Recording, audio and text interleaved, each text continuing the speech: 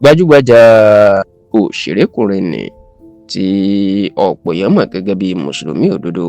ìyún Jamiu Abdulazeez tí wọ́n bẹ̀rẹ̀ sí ni máa gbé ìròyìn jáde kiri pé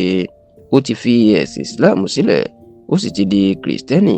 Ó mà ti sọ̀rọ̀ lórí awuyewuye tí àwọn èèyàn tó ti bẹ̀rẹ̀ sí ni máa gbé kiri láti bí ọjọ́ mélòó kan sẹ́yìn, pàápàá látìgbà tí wọ́n ti ṣe àìsùn ọdún láti bọ́ sínú ọdún tuntun 2026 tó sì jẹ́ pé Jamiu Azeez ó tún sọ̀rọ̀ débi pé níṣe ni àwọn èèyàn ni wọ́n máa ń dúnkòokò mọ́ ẹ̀mí òun lórí ọ̀rọ̀ tí kò kàn wọ́n àti ọ̀rọ̀ tí ò jẹ́ kó fa ìbínú tàbí ariwo rárá àti rárá. Ǹjẹ́ ọ̀rọ̀ wo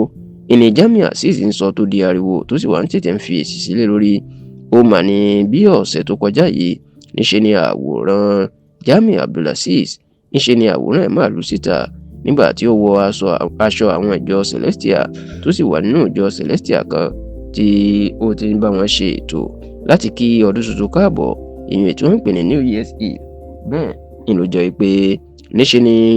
Jamiu Abdulazeez níṣe ló máa ń rẹ́rìn nínú fọ́nrán fídíò náà tó sì jẹ́ pé bí fídíò yìí àti àwọn àwòrán láti inú ṣọ́ọ̀ṣì náà bó ṣe gba gbogbo orí ẹ̀rọ ayélujára ìlọ̀rọ̀ yìí mà ti di ariwo tó sì di àríyànjiyàn ńlá, èyí tó di pé àwọn kan wọ́n ti ń sọ̀rọ̀ tó ń ṣépè fún ara wọn sí bí àwọn èèyàn bá sì láǹfààní tó lọ wo orí ẹ̀rọ ayélujára, pàápàá orí ẹ̀rọ ayélujára Facebook lọ́dọ̀ àwọn tí ó lo ìròyìn yìí. Níṣe ni wọn yóò rí bí àwọn Kirisiteeni àti àwọn mùsùlùmí bó ṣe bẹ̀rẹ̀ sí ni máa jà lórí ọ̀rọ̀ Jamiu Abdulazeez yìí, nítorí pé níṣe ni wọ́n gbé kiri pé Jamiu Abdulazeez ó ti fi ẹ̀sìn Islam táwọn èèyàn mọ̀ọ́mọ̀ ó ti fi sílẹ̀ ó ti lọ di Kirisiteeni. Ṣùgbọ́n o tí àwọn mùsùlùmí kan tí wọ́n bẹ̀rẹ̀ sí ni máa sọ̀rọ̀ sí i, bẹ́ẹ̀ ni àwọn Kirisiteeni wọ́n bẹ̀rẹ̀ sí ni máa gbèjẹ tí ọ̀rọ̀ ọ̀hún sì wá di fàákájà torí pé àwọn méjèèjì wọ́n ń gbèjẹ ẹ̀sìn wọn wọ́n sì ń sọ̀rọ̀ tako ara wọn. Nígbà tí ọ̀rọ̀ ètò ti wá lágbára tó di pé níṣe ni àwọn mùsùlùmí kan náà ti ń sọ̀rọ̀ tó ń ṣépè fún Jamiu Abdulazeez pé ó ti ṣìnà o àti pé ó ti kúrò lójú ọ̀nà òdodo. Ìní Jamiu Abdulazeez ní ó máa lè padà pa ọ̀rọ̀ náà mọ́ra tó sì lọ sọ̀rọ̀ síta lórí ọ̀rọ̀ tó ti ń sọ nípa ẹ̀ nínú ọ̀rọ̀ tó kọ sórí ẹ̀rọ ayélujára Instagram ẹ̀. Etí tẹlifíṣàn Yorùbá Tòótọ́ rí ènìyàn ọkùnrin náà ti jẹ́ kó di mọ̀ pé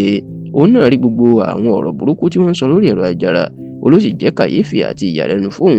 Kódà ó láwọn kan tiẹ̀ tó wọ́n ń fi àtẹ̀jíṣẹ́ ránṣẹ́ sóun tó ń dúnkokò mọ́ òun gidigidi lórí ọ̀rọ̀ náà. Ó lóun ò mọ ohun tó kàn wọ́n, ó ní bá ṣe ń wo òun ti lé lọ́mọ 40 ọdún, ó ní ṣó yẹ ká máa sọ irú ẹ̀sìn tó yẹ kó ọmọ 40 ọdún tó yẹ kó ṣe ni. Ó ní